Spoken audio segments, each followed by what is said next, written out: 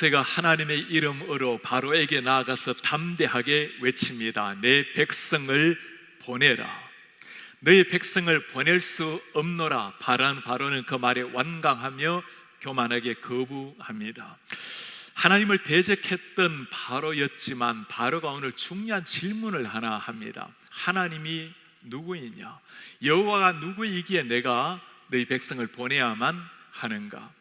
하나님을 아는 사람에 대해서 세 부류의 사람이 있다고 말씀을 드렸죠. 바로 같은 사람, 교만하여 하나님을 대적하는 사람입니다. 이스라엘 백성 같은 사람들, 하나님을 어느 정도 알지만 고난 앞에서 낙심하고 하나님을 저버리는 불평하는 사람들, 모세 같은 사람도 있습니다. 완전하지는 않지만 그러나 점점 변화되어서 하나님 앞에 쓰임을 받는 사람입니다.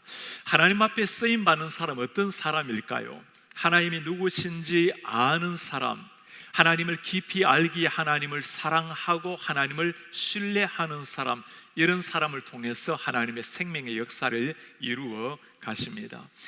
이전에 학교에서 공부할 때 음악을 전공한 한 친구가 있었습니다. 이 친구는 유학생활 쉽지 않은 상황일 텐데 늘 행복하게 늘 찬양하며 즐겁게 그렇게 보내요. 그 개인 간증이 있었습니다. 어느 날 기도하는 가운데 하나님께서 그에게 나타나셨어요. 그리고는 머리 앞에 음악 선교라는 글자를 선명하게 써주셨다는 겁니다.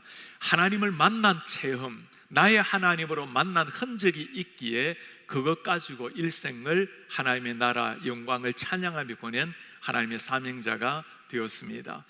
저는 예수님을 만난 이후로 오랫동안 하나님을 알아간다는 것, 하나님의 알에 대해서 강조를 했습니다. 제가 만난 하나님은 신비한 체험을 통해서 만난 것이 아니고 하나님의 말씀, 성경 말씀을 통해서 주님을 만나게 되었습니다. 그날 이후로 어느 곳을 가더라도 하나님을 더 깊이 아는 것, 하나님과 교제하는 것, 주님을 아는 것이 생명이라고 늘 강조하고 있습니다.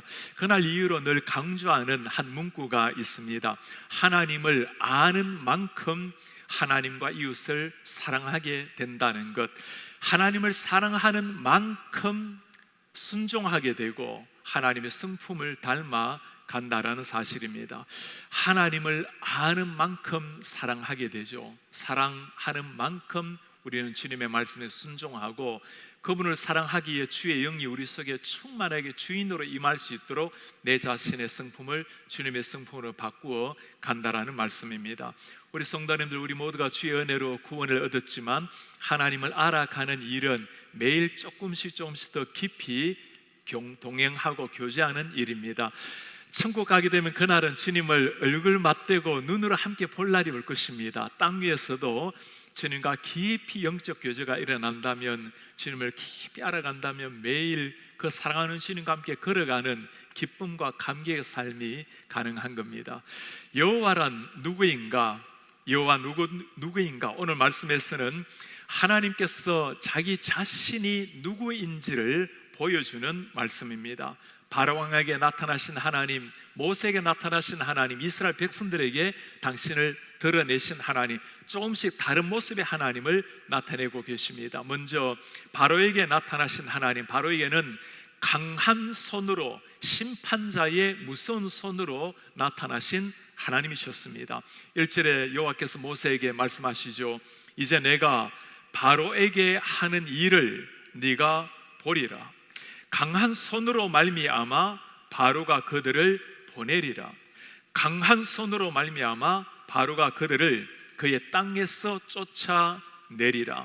하나님의 강한 손으로 말미암아 바로가 이스라엘 백성들을 애굽 땅에서 쫓아내듯이 돌려보내준다고 말씀하고 있습니다. 반드시 그렇게 하겠노라는 하나님의 굳은 맹세를 보여주는 말씀입니다.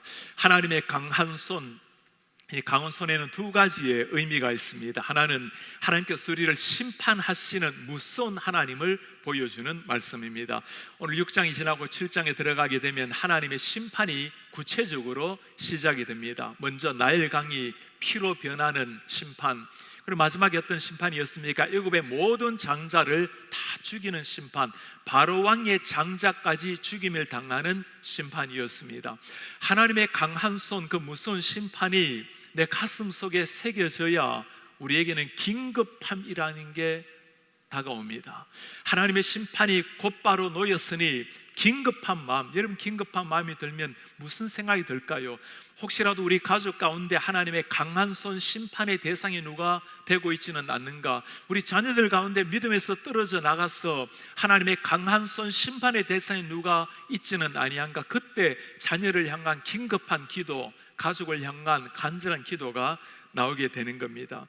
죄를 향해서 하나님이 내리치시는 강한 손, 사실 이 하나님의 강한 손, 심판의 손의 대상이 되어야 될 사람은 우리 한 사람 한 사람 우리 자신이에요. 하나님 앞에 범죄하고 하나님 앞에 허물과 죄로 살았던 우리를 위해서 하나님이 하신 일이 무엇입니까? 강한 손으로 우리를 심판하지 아니하시고 하나님께서는 그 강한 손으로 당신의 아들을 대신 치셨습니다. 예수님이 십자가에 죽으심으로 피 흘려 주심으로 우리가 대신 살아나게 된 것입니다. 하나님의 강한 손, 그 강한 손을 생각할 때마다 우리를 대신해서 십자가 지신 주님의 흘린 피, 그 피를 바라보며 주님을 찬송하고 감사하며 나가야 할 것입니다. 하나님의 강한 손은 심판의 손뿐만 아니라 다른 한편은 하나님 우리를 지켜주시는, 보호하시는 능력의 손이기도 합니다. 우리 하나님 우리에게 약속하실 때마다 내가 나의 오른손으로, 강한 오른손으로 너를 붙들리라. 하나님의 그 오른손 붙들고 계시면 물에 빠져들어가던 베드로도 건짐을 당하고 그 오른손이 우리를 지키고 계시면 세상이 무너져도 하나님으로 말미암아 든든한 평안을 노래하는 것이 그리스도인의 삶입니다. 우리 인생은 어떤 것을 강한 손으로 잡는가에 따라서 모든 것이 결정이 되고 인생 방향이 달라집니다. 세상에 무엇인가 강한 손에 의지하는 사람, 바로 같은 사람을 의지하는 사람이 있죠. 그런 사람은 어려움이 생기게 되면 바로 앞에 가서 머리를 숙이는 겁니다. 이스라엘 백성들이 한 일이 무엇입니까? 어려움이 다가왔을 때 하나님의 백성다움을 가지고 하나님 앞에 무릎을 꿇어야 될 사람들이 바로 앞에 가서 머리를 조아리는 너무나 어리석은 사람이 되어버린 거예요. 왜 그렇습니까? 하나님을 모르기 때문이었습니다. 오늘날도 마찬가지죠. 이 강한 손을 강한 손으로 대상으로 삼고 있는 사람들, 여러분들은 강한 손의 대상이 무엇입니까? 하나님을 믿는 사람들 가운데서도 때로는 재물을 강한 손으로 여기고 명예와 권력과 자녀들, 때로 나의 건강을 강한 손으로 여기고 그 강한 손에 집착하며 그것을 추구하느라고 달려가는 사람들, 우리 모두가 다 잘 알고 있습니다. 아무리 강한 손이라 하더라도 우리 인생을 1%라도 책임져 줄 수 없다라는 것, 우리의 영혼을 잠시라도 맡길 수 있는 것이 아니라는 것을 다 잘 알고 있는 겁니다. 문제는 우리가 생각하는 그 강한 손이라는 것이 파워를 가지고 있다는 거예요. 우리가 그것에 더 집착하고 그 강한 손에 더 의지하면 의지하게 될수록 그 강한 손이 우리를 지배하게 되는 겁니다. 결국에는 우리의 마음을 빼앗아가는 우상이 되고 그것이 우리를 몰아가서 노예로 만들어 버리는 거죠. 어떻게 하면 영적인 출애굽, 우리의 삶 속에서 하나님이 원하시는 진정한 출애굽이 가능할 수가 있을까요? 한 가지 확실하면 되죠. 하나님의 손이 정말 강하다는 것, 하나님의 손을 의지하면 그때 모든 것이 가능하게 되는 겁니다. 마르틴 루터가 종교개혁을 단행하고 있었을 때였어요. 교황이 아무리 그를 회유해도 마르틴 루터에게 통하지 않자 추기경이 그에게 협박 편지를 보내었습니다. 교황의 작은 손가락 하나가 독일 모든 국민들보다 더욱더 강력하다. 이번에도 교황의 제의를 거절한다면 너를 안전하게 지켜줄 수 있는 것은 아무것도 없다. 네가 설 수 있는 곳은 그 어디에도 없노라. 루터의 대답이었습니다. 저는 지금 내가 서 있는 곳에 그대로 서 있겠습니다. 내가 지금 서 있는 하나님의 손 위에 서 있겠습니다. 그런 겁니다. 하나님께서 우리의 손이 되신다면, 그 강한 손이 나를 지켜주시는 보호의 손이 된다면 세상이 다 나를 대적한다 하더라도 하나님의 이름 믿고 담대하게 나아가게 되는 겁니다. 왜 이렇게 사람들은 하나님의 손이 아니라 바로의 손에 다른 것을 의지를 하려고 할까요? 그것이 눈에 보이기 때문입니다.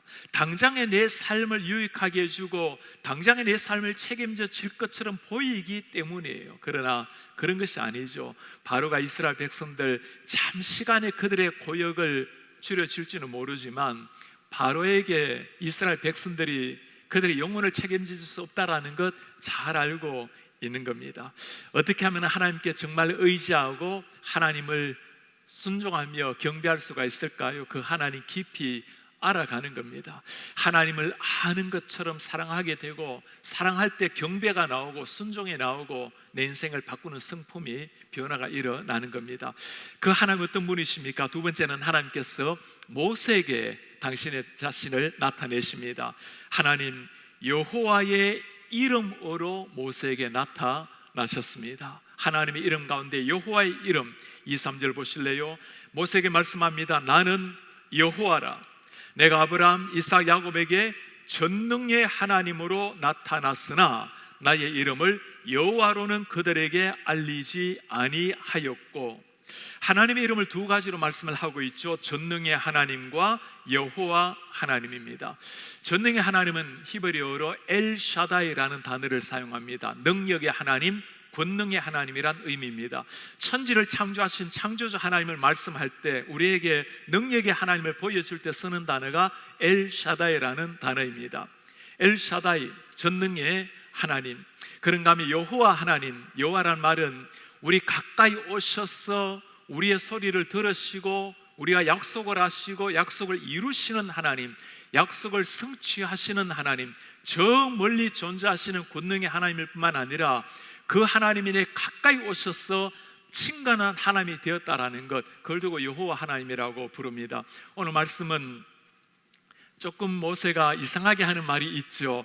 여호와 하나님으로는 나타나지 아니하였으니, 하나님께서 왜 지금까지 여호와 하나님으로 나타나지 아니하셨을까요? 창세기 2장에도 보면 여호와라는 이름이 나옵니다. 하나님께서 지금까지 이스라엘 백성들에게 나타나셨지만 그러나 결정적으로 약속을 성취하는 하나님을 충분하게 fully 보여주지 않으셨다는 겁니다. 이제는 내가 약속한 것을 충만하게 드러낼 때가 되었다는 거죠. 무슨 말일까요? 너희들의 조상에게 약속한 그 가나안 땅으로 인도하겠다라는 것, 너희를 백성을 구속하겠다는 것, 이제는 확실하게 성취될 때가 되었다라는 말씀입니다. 우리 가운데서도 전능의 하나님을 믿고 있지만, 천지 창조의 하나님을 믿지만 여호와 하나님으로 받아들일 때 그때 우리의 삶이 정말 변화를 체험하게 됩니다. 그 멀리 계신 하나님이 아니라 우리 곁에 오셔서 내 마음을 아시고 나와 약속을 하시고 대화하시고 언약을 이루어 가시는 친밀한 하나님을 알 때 그때 삶의 변화가 일어나게 되는 겁니다. 사실 창조주 하나님은 처음부터 전능하신 하나님이요 여호와 하나님이었죠. 우리가 깨닫지 못하고 느끼지 못해서 멀리는 하나님처럼 보였을 뿐인 겁니다.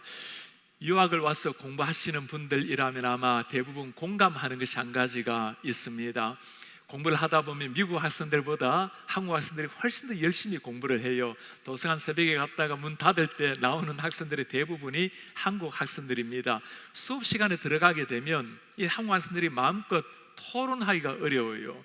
내용을 몰라서가 아니라 언어, 영어가 충분하지 않아서 늘 안타까움을 가지게 됩니다.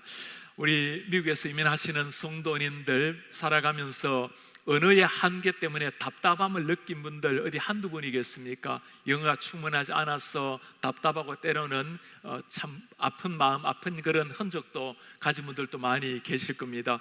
저도 한국에서는 통역관 생활을 오래 했기 때문에 가끔은 한국에서 이렇게 영어 할 수 있다고 텔레비전, 신문, 방송에도 드러 나오곤 했는데 미국에 와서는 이 영화 볼 때도 때로는 들리지 않은 말 때문에 여전히 고생을 하고 있어요. 우리 하나님을 아는 것도 마찬가지입니다. 왜 그럴까요? 아무리 준비를 잘하고 공부를 한다 하더라도 체험적으로 아는 것은 다른 일이죠. 우리 하나님 그런 분이시죠. 하나님에 대해서 알 수 있고 연구할 수 있지만 하나님을 체험적으로 알아가는 것, 저 멀리 계신 천지 창조주의 하나님을 넘어서 나에게 다가오시는 하나님, 나의 약속을 아시고 언약을 지키시는 친밀하게 다가오시는 하나님, 그분을 정말 알 때 우리는 그분과 함께 동행할 수가 있게 되는 겁니다. 체험적인 하나님, 오늘 이 말씀을 이스라엘 백성들에게 하기 전에 모세에게 먼저 하나님이 다가오셔서 말씀을 하고 계세요. 지도자가 먼저 하나님을 체험적으로 알 때 본인이 먼저 알아야 다른 사람에게도 가르칠 수가 있는 거죠. 우리 교회에서도 말씀을 가르치는 우리 목회자들 뿐만 아니라 우리 성도님들도 훈련시키고 교육하고 또 순장님으로 사람을 섬기는 분들이 계십니다. 말씀을 섬기는 분들이 먼저 하나님을 깊이 알아가는 것, 체험적으로 주님과 교제하는 것이 있어야 정말 하나님을 바르게 전달할 수가 있어요. 제가 지난 주에 순모임을 이야기를 들으면서 참 감동적인 스토리를 하나 듣게 되었습니다. 한 순에서는 순장님이 돌아가면서 순모임을 인도를 하기로 했어요. 다들 부담스러워 하는데 참 한 분께서 이 성경을 잘 아시지는 못하셨지만 참 성품이 좋은 분이셨습니다. 그 말씀에 그대로 또 순종을 했어요. 출애굽기를 2번이나 처음부터 끝까지 다 읽으시고 또 설교를 몇 번이나 들은지 모릅니다. 오늘 가르쳐야 될 것을 매 차례 달달 외울 정도로 그렇게 미리 준비를 하고 순모임을 인도를 했어요. 제가 그 이야기를 들으면서 이 모습을 지켜보고 계시는 하나님이 얼마나 참 대견해 하실까. 목사님 눈에도 그렇게 고마운 마음인데 주님을 경외하는 마음으로 말씀을 조금이라도 더 잘 전하려고 하는 마음으로 주님 앞에 준비하는 그 마음이 얼마나 귀했는지 참 감사한 마음이었습니다. 나는 여호와라, 저 멀리 계시는 창조주 하나님일 뿐만 아니라 내 곁에 오셔서 내 손을 붙들고 계시는 우리의 친밀한 하나님, 그 하나님을 정말 알게 되면 어떤 일이 일어나게 될까요? 내 가까이 오셔서 나와 함께 하시는 하나님, 내 손을 붙들고 계시는 하나님이시기에 늘 마음에 평강과 기쁨이 있죠.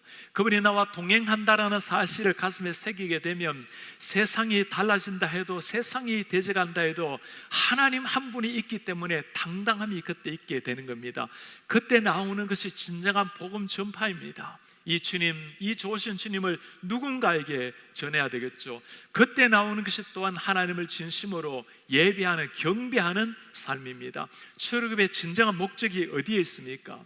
하나님께서 이스라엘 백성들을 이끌어내셔서 하나님을 예배하게 하는 것, 그분이 나의 창조주요, 우리는 다 잊었지만 아직까지 기억하시고 그 약속을 이루시는 하나님, 하나님께 예배하기, 예배자로 일어서게 되는 겁니다. 우리 오늘 바로에게 나타나신 하나님, 그리고 모세에게 나타나신 하나님, 이스라엘 백성들에게 당신을 드러내신 하나님은 어떤 분이셨을까요?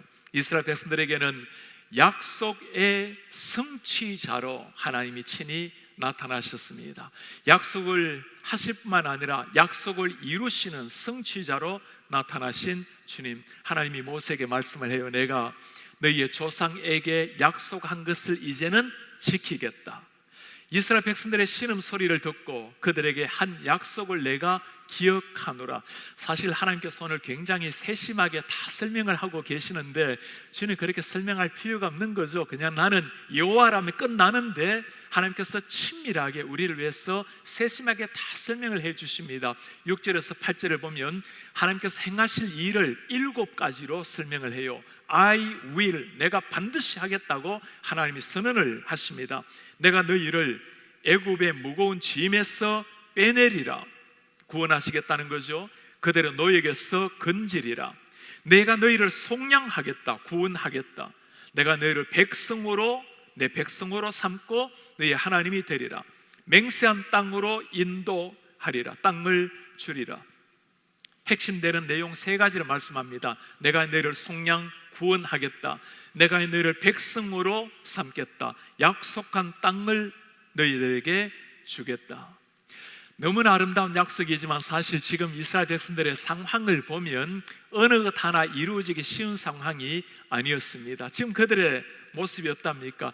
출애굽기를 읽다 보면 반복적으로 나오는 이야기가 있어요. 이스라엘 백성들 조그마한 고난만 닥치면 하나님 앞에 원망하고 불평하고, 출애굽을 하다가도 뭐라고 말합니까? 우리가 다시금 애굽으로 돌아가고 싶다고.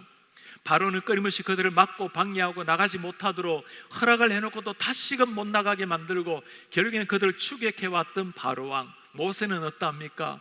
민족의 지도자로 부름을 받았지만 주님, 제가 누구입니까? 말이 둔한 자입니다. 보낼 만한 자를 보냈었어. 주님, 이런 상황은 아니잖아요. 백성을 보아든 바로를 보아든 모세를 보아든 어느 것도 그들이 출애굽을 해서 가나안 땅으로 들어갈 만한 상황이 못 되었습니다. 주님, 그것 잘 아시죠? 그 주님께서 하시는 말씀이에요. I will, 내가 직접 하겠다라는 말씀입니다.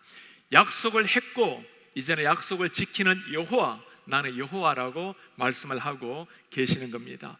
어떤 상황 속에서도 상황을 바라보지 말고 이 말씀을 이루실 하나님을 바라보라고 말씀을 하고 있는 거예요. 우리 믿음의 조상 아브라함, 하나님의 말씀을 따라서 75세 때 길을 떠나서요, 엄청난 헌신이었습니다. 그러나 그가 무너진 결정적인 이유가 무엇입니까? 말씀대로 따라가지 아니하고 상황을 바라보고 자신의 이성을 쫓아 판단했던 아브라함. 가나안 땅에 산 지가 10년이 되었어요. 하나님께서 약속을 하셨죠. 반드시 아들이 있으리라. 그 아들로 말미암아 요랑이 나리라. 하늘의 별과 같이 민족을 주리라.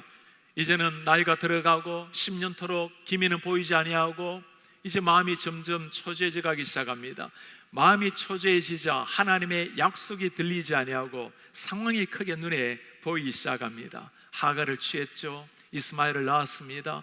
그냥 평탄하게 보였어요. 무난하게 보였습니다. 그러나 그를 지켜보고 계셨던 하나님의 마음이 편치가 않았어요. 자신의 이성을 따를 것이 아니라 상황을 따를 것이 아니라 하나님의 말씀을 끝까지 쫓아야만 했던 아브라함이었습니다. 99세가 되었어요. 하나님 다시금 나타나셨습니다. 내년에 아들이 있으리라. 아브라함도 웃었고 사라도 웃었습니다. 웃을만 했죠. 누가 이 말을 믿을 수가 있었겠어요. 그러나 하나님께서 말씀하신 대로 놀라운 역사를 이루셨죠. 21장 1절에 하시는 말씀입니다. 여호와께서 말씀하신 대로 사라를 돌보셨고 여호와께서 말씀하신 대로 사라에게 행하셨으므로, 말씀하신 그대로 이루신 우리의 하나님, 상황도 아니고 아브라함도 아니었습니다. 사라도 아니었어요. 그러나 하나님께서 친히 I will, 내가 하시겠다는 하나님이 친히 이루신 역사였습니다. 제임스 베커가 한 말이 있어요. 우리의 믿음을 강화시키는 최선의 방법은 모든 상황에 따른 하나님의 특별한 약속에 초점을 맞추는 것이다. 믿음을 강화시키는 것, 하나님의 약속에 초점을 맞추는 것. 여러분 그러지 않습니까? 성경 말씀은 하나님의 약속의 책입니다. 약속을 이루는, 성취하는 하나님의 모습을 보여주는 책입니다. 구약이든 신약이든 하나님의 수많은 약속들, 시간이 가면서 때로는 몇십 년, 때로는 몇백 년 지나가면서 사람은 다 잊을지라도 반드시 약속을 지키는 하나님의 스토리가 성경의 스토리입니다. 이스라엘 백성들 뿐만이 아니죠. 우리에게도 주님께서 똑같은 약속을 다 하십니다. 내가 너를 구원하겠다. 내가 너를 나의 백성으로 삼겠다. 내가 너에게 약속한 천국으로 인도하겠다. 이스라엘 백성들과 우리와의 차이가 한 가지가 있어요. 이스라엘 백성들에게는 성취할 하나님을 보여주셨지만 우리에게 지금 하나님은 이미 성취하신 하나님을 보여주고 계세요.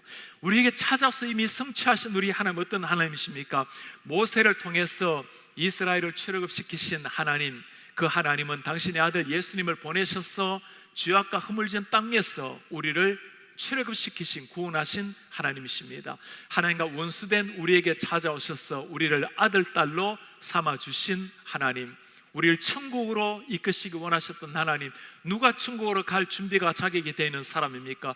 우리가 할 수 없기에 하나님께서는 친히 천국을 내려놓고 이 땅에 오셔서 우리와 함께 하신 주님, 누구든지 그 주님을 만남으로 언젠가 우리가 영원한 천국에서 눈을 뜰 것이요, 이 땅에 살아가면서도 천국 같은 감격의 삶을 누리게 하신 하나님, 이미 땅 위에서도 하나님께서 약속하신 모든 것을 우리 삶 속에서 이루신 주님이셨어요. 나는 여호와라, 나는 여호와라 약속하고 약속을 지키시는 하나님, 이스라엘 백성들뿐만 아니라 우리에게도 지금 찾아오시는 여호와 하나님이십니다. 하나님께서는 아직까지도 우리에게 성취해야 될, 이루어야 될 약속을 보여주고 계세요. 땅 위에 살아가는 날 동안에 가장 중요한 약속 하나, 우리 하나님께서 그토록 강조하셨던 그 약속이었습니다. 땅 끝까지 가서 이 복음을 전파하라. 세상 만민에게 복음이 전파되면 그때 내가 반드시 이 땅에 오리라. 주님께서 하셨고 제자들에게 부탁하셨고 우리에게 하신 약속의 말씀입니다. 현실을 바라보면 모세 때나 지금이나 다 어렵기란 한 가지예요. 이스라엘 백성들 못하겠다고 낙심하고 바로는 절대 안 된다고 교만하게 나서고, 모세도 마찬가지였습니다. 늘 부족하게 주님 앞에 섰어요. 그러나 우리 하나님이 말씀하셨죠. I will, 내가 반드시 하겠노라고.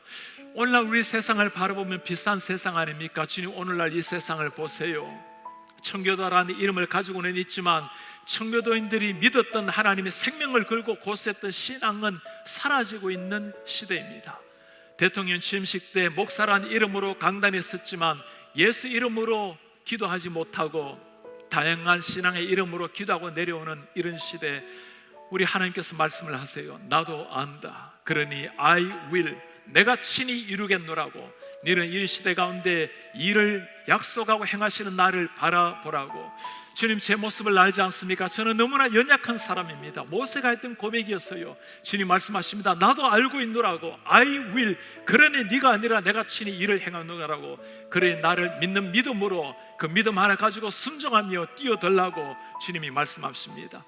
한국도 미국도 어느 때보다도 기독교를 향해서 공격이 심해지는 이런 시대, 주님이 이런 시대를 맞이하고 있습니다. 주님 말씀합니다. 그러니 I will, 내가 하겠노라고. 약속하신 하나님이 직접 이루겠다고. 너는 그거 믿고 나아가라고 말씀을 하는 거예요. 모세는 이 하나님을 믿고 부족했지만 그의 삶을 주님을 위해서 드렸습니다. 하나님 그 모세를 조금씩 변화시키셔서 마침내 하나님 역사를 이루셨어요. 오늘 우리를 주님께서 초청을 하시는 겁니다. 약속하신 하나님, 이루시는 하나님, 강한 손으로 세상 가운데 구원의 역사, 심판의 역사를 이루시는 하나님, 그 하나님 우리를 부르고 계시는 겁니다. 연약하고 부족할지라도 우리 여호와 하나님 말씀하신 것을 반드시 성취하시는 하나님을 믿고 그분의 의지에서 일어날 때가 된 것입니다. 우리가 그 여호와 하나님을 믿고 일어날 때 주님께서 말씀하실 겁니다. 내가 친히 이루겠노라. I will. 우리가 믿고 있는 여호와 하나님께서 역사에, 구원의 역사에 우리를 마음껏 사용하실 수 있도록 우리 자신의 삶을 드림으로 우리를 통해서 하나님께서 이 시대 가운데 새로운 출애굽, 영적인 출애굽을 일으켜서 모든 만민이 주님을 알 때까지 하나님 앞에 귀하게 쓰임받는 이런 하나님의 사람들 되시기를 주의 이름으로 축복합니다.